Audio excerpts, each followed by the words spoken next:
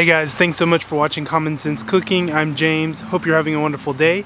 So it's been a little while since I put out a video. It seems like since the quarantine thing and all that, life has actually gotten a lot busier for us. I've even been, called out of town a few times for funeral and some other things, and it seems like every weekend has been really busy.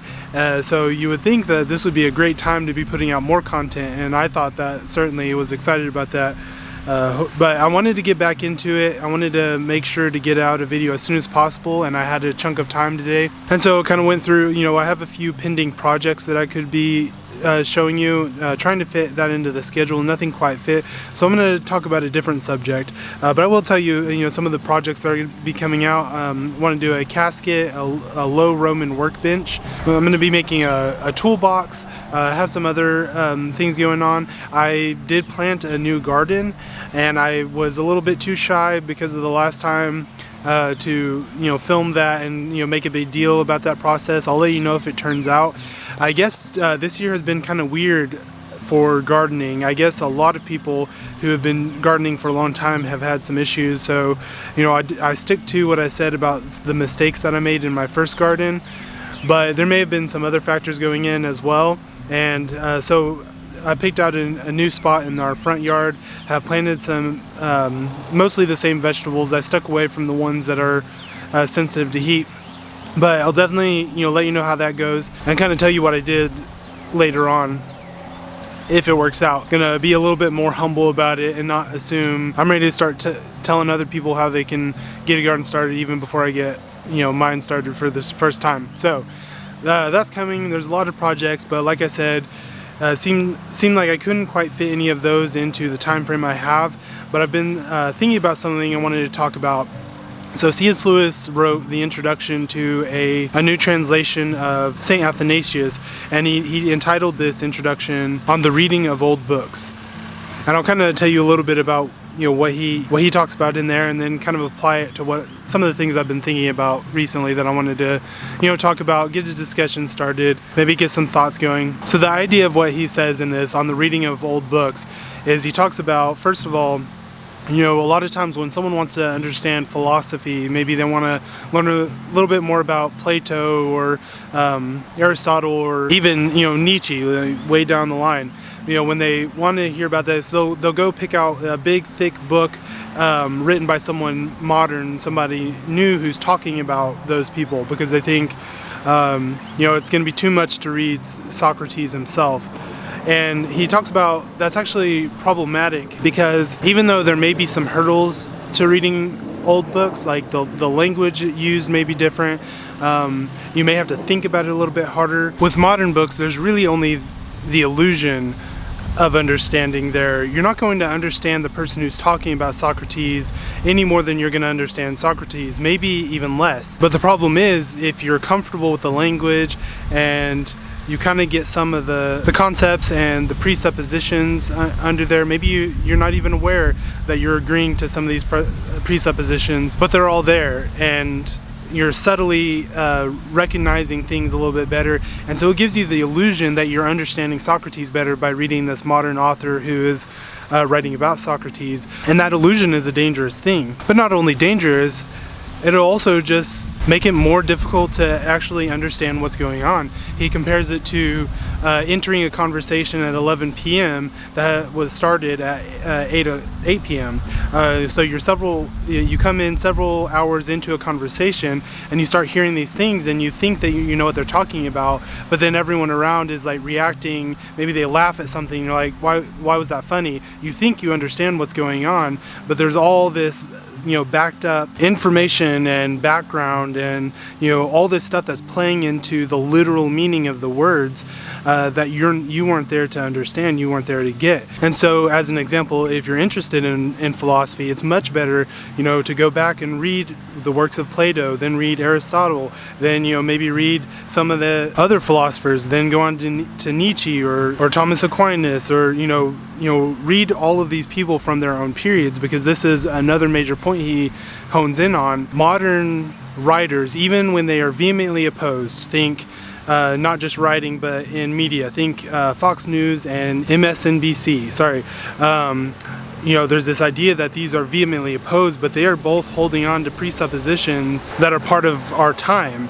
Every era of humanity has these presuppositions that are feeding their beliefs, and the problem comes when there's the illusion that you don't have these presuppositions. But when you try to read the old books, when you try to read the writers of a past time, that illusion is gone. And the thing is, you're going to struggle with some of the wording. You're going to struggle a little bit more with what they're saying, but that struggle is good. It means you're paying attention. And you're also going to read things and you're going to be like, how did they believe that back in that time? How did they believe that? How were they okay with that? Why did they allow that? And you're gonna have to struggle through those thoughts. But the reality is, those same things are happening in our own time. That we have presuppositions that down the line people are gonna be like, how could they possibly have thought that? And we definitely have a lot of presuppositions that people from the past would look at and be like, I can't believe they would allow such atrocities to happen. We have the same biases, the same prejudices, the same issues, but we're blind to them. And when we're just eating a diet of modern books, even if we think that we're being varied and we're reading, people that we think are completely opposed, there are a lot of presuppositions and a lot of concepts that are unique to our time that are just going to be firmly established in us, and we're not going to be able to question them by reading some of these older authors. And I also want to note, we're probably the most judgmental and intolerant age that I've at least ever read about. It's incredible how open-minded we think we are, but we have absolutely no tolerance for anyone who has presuppositions other than us. So when we do read books, we do think these people were not as enlightened as us. These people, obviously didn't understand these things, or they wouldn't have believed this, or they wouldn't, we're very quick to brush off ideas that we can't wrap our minds around, seemingly much more so than past cultures and past times. Certainly we're probably the least dogmatic age. We have the least amount of dogmas, the least amount of beliefs that we believe are core to a right understanding. We have much less of that. But it seems almost because of that, because we're not willing to put boundaries around anything or to say that anything is essential to understanding things rightly. One, we have a hatred ingrained in us. Even modern, especially American or Western, a lot of Christians have a deeply ingrained hatred for dogma, for doctrine, for putting a boundary around things. But once again, there's only the illusion, because we still have presuppositions. We still have things that, if they're questioned, we have no way of intellectually or even with integrity assessing the fact that there would be people who believe differently, that there would be people who have differing presuppositions. And so we are very quick to dismiss and then to try to silence or cover up anything that would question it, because it seems like most of our beliefs depend on this idea that it has to be obvious, it has to be self-evident. So if that gets questioned and people start believing things otherwise, we don't know how to handle that. Whereas in past times there was a lot more dogma, for sure. You might have Christian dogma and Islamic dogma, and they would be very strict and very hard on those boundaries that they're holding, but they could at least understand why the other person had different presuppositions and different beliefs, because their eyes were open to the reality of dogma as just a natural part of being human. We all have dogmas, we all have boundaries in which we set our rule of life. And in our times, because we're trying to deny that, because we're trying to believe that we don't have those things, that we are tolerant and open and not strict and not hard about our boundaries, because we want to believe that those hard boundaries don't exist in our own beliefs and that they're just natural and obvious, we're just not quite as good at being able to handle those differing presuppositions. We just think no reasonable person could believe that. And so we create some sort of enemy, some sort of thing that has to be ousted, that has to be, put out. It's the reason why the evangelical atheists are so hardcore about Christians should not be allowed to teach their children Christianity, because they think And in Soviet Russia, it was the same thing. They believed that if you didn't allow people to pass down their religion, that everyone would naturally be an atheist, that by default would be an atheist. And so most of our beliefs now in our modern time are just based off of this natural law, natural, I guess, obviousness concept, and that ultimately makes us very, very intolerant and unable to have conversations with the writers and the thinkers of the past who believe differently than us, and makes it difficult for us to have an intelligent conversation both with people who do have differing presuppositions, and then pretty much any other age, because we're definitely an anomaly of an age in the ideas that we have in our presuppositions. And so anyway, because we have all of these modern presuppositions, it's very important that we are looking outside of that, and we are drawing from the understanding and the wisdom and the thoughts of ages before us. C.S. Lewis even says it's not that people before us were smarter, and yes, in some ways they were smarter, some ways they were dumber. Every age has its strengths and weaknesses, and I'm not saying that the modern age doesn't have strengths, just that when we stay in our modern bubble and we're only feeding on post-enlightenment scientism dogmas, thinking that we're just reading about natural, what's obvious, the obvious understanding of things, when we're only feeding off of that, we're never given the language, or I might even say, pathways in the brain to even be able to get our minds around a broader historical concept of a thought, of an idea. So he says, it's not that, the past ages are smarter. The reality is, if we had access to books from the future, it would do just the same thing. It would take us out of our context. It would help us to engage in something outside of the modern bubble. And so for that reason, it's very important that we're getting a steady diet. He says, he was a modern writer of his time, so he said, obviously I'm not saying don't read modern books, but if someone were to decide I'm only going to read modern books, or I'm only going to read the old books, he would say, then choose the old books. But in reality, you can have a diet of both. Because we are obviously submerged in our own time period, we're getting a lot more influences of modernity, or post-modernity, or whatever term you want to use. We're getting more influence of that than anything, and so it probably is a good idea, if you're going to read books, read at least one old one between every new one, or even better, read 2 old ones for every new one. And this is no more important than in theology. If you're only reading the modern writers, even C.S. Lewis would be a modern writer. If you're only reading these more modern thinkers who are in the same modern bubble as you, it's going to create the same illusions, the same ideas. Whereas if you go back and read, Saint Athanasius or Saint John Chrysostom, Saint Polycarp, Saint Ignatius, pick anybody. If you just go back and start reading the writings of the early church, you're going to start seeing some connections. You're going to start seeing things where maybe there are different wordings, almost seemingly disagreements in certain areas, but you're going to see there's this common thread, this common language that spans throughout all time.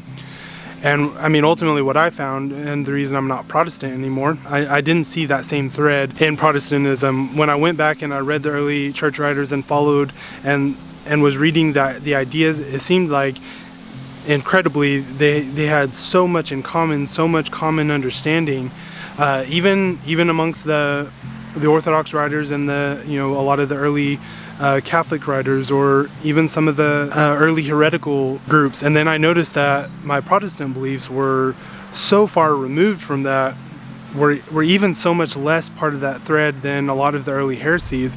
Obviously it made me very uncomfortable that we seem to be so ingrained in modern thinking and in modernity that it was drastically changing this Christianity that had for so long had this common thread. And because of that, then the definition of unity no longer means what St. Paul talked about, having all things in common, or what Christ prayed for, this having all things in common, which presupposes dogmas, presupposes strong lines of separation, feeble on one end and extremely creative on the other, and we can come up with all sorts of things and we can justify all sorts of things with our imagination, which is incredible. But we have to have those strong lines in order to kind of keep us true, keep us on the same trajectory as those who have come before us. But regardless of what I drew from the old writers, from the old thinkers, the early church, regardless of how that affected me, it's just important that we are drawn out of our modern bubble very frequently, especially with theology. I would say it's problematic if you find that you hold to beliefs that nobody has ever believed before, even 500 years ago, much less 100 or 50 years ago. Or, I mean, the new definition of ecumenism of our time within the free church, within even all sorts of Protestant denominations, the way the church is defined as a very, very broad, no borders, like, just a general, if you have very minimal similar ideas about Jesus, or pray to certain prayer or something like these. Even Luther and Calvin and the early Protestant reformers, that would have been a completely unthinkable concept to them. Nobody has ever had the view of the church or what it means to be a Christian like that. And even not very long ago, if you were a Baptist, you were a Baptist because you believed the ideas of the Baptist church, and you believed that they were right and they were the boundaries in which you needed to conform yourself. And now in the modern age, we have a very high view of every individual and our feelings being strong enough to be able to understand the truth about God and philosophy and everything without having something to conform to. In light of normal Christianity, the normal Christianity of the last 2,000 years, there are a lot of very modern ideas that you might find don't have a place at the table, that are just a complete running away with the imagination, with the modern imagination. And of course, I have my biases. I'm being very upfront about my bias and why I have rejected this sort of modern Christianity. I'm being obvious, but even if you believe that I'm wrong, it doesn't get around the point that we need to be drawing from the deeper wells. We need to be drawing from the church and the human thought process throughout time, and not just in our own age. And that's very, very important. It's very important for our intellectual integrity, for our spiritual integrity, and for our humility, for sure. And then one last thing, obviously TV wouldn't have been quite as big of a thing during the time of C.S. Lewis, but I think it's especially important when considering movies and TV and these other aspects of, I guess, maybe not literature, but within the same line of storytelling, of putting them across concepts. I mean, movies and TV are hypnosis. I actually went through a certification course for hypnosis like several years ago, and the idea of it is that you're overstimulating the mind to the point that it doesn't want to hold on to control. And so it kind of gives leeway and allows whatever is trying to influence it to kind of go past the critical brain and really start forming the way we think with less pushback from us. And the concepts that go into hypnosis, which is supposed to be a way of kind of getting the person to not be so strong-fisted, like not get in their own way of their betterment, of their overcoming certain things, which I'm not telling I'm not going to get into either the science or the morality or ethics or whatever of hypnotism. I'm just using this as an example. But the concepts of hypnosis are exactly what movies and TV do. They overstimulate our brain with, just incredible visuals and music and sound effects, and just overtake our senses to put us in a position of really getting pulled in. And that's the point, and that's what makes movies and TV so drawing and so interesting, and why we like them so much is because it is a perfected art. It is taking the concept of storytelling to an extreme. And I'm not saying it's bad, even just that it's a very powerful tool. And because it is hypnosis, it is propaganda. I know that has a negative connotation, but in a very literal sense, like whatever the modern ideas of our age, and especially of whatever production company, the people that are putting out movies, their presuppositions coming out in these characters, and the way that history is retold, and all these things, all those biases are being pushed into our brains and feeding the way we think about the people who have gone before us, and the cruelty of people that we don't agree with, and the way the storytelling works. It's an indoctrination. It is propaganda. But of course, everything is. I mean, like every theological writing to some extent, every philosophical writing. I mean, it is an intentional agenda. Putting forth concepts in a way that is palatable, is easy to take in, because everyone wants to be understood. So you're hardly ever going to take the time to write about something, to create a movie, to create a show, to create any sort of interaction in which you're not trying to be understood to the best possible degree. But the same truth applies to movies. There's this modern bubble from the time movies have been invented until now. We have a lot of common presuppositions, and the more we are feeding those into ourselves, the more we are being hypnotized and propagandized, whatever the term is for that. Those are feeding the way we think, and our presuppositions about how the world works and what dogma means, and what type of people are those who disagree with our interpretation of justice or whatever. And so I feel like it's even more important that we are taking that into account. Like if we have a TV show or a movie or whatever, we need to be like balancing that diet with the old books, with people who are trying to get across their message too, but from a different time period. And almost even more so with movies, almost like, if you're going to watch a 2-hour movie, maybe read a whole old book before you watch another movie. And, I'm not making any prescriptions here. This is a conversation. These are just suggestions considering how powerful modern media is in shaping our minds and reinforcing modern dogmas and ways of thinking things. So I know this was a little bit off the cuff. Most of my videos where I've talked about things have been off the cuff.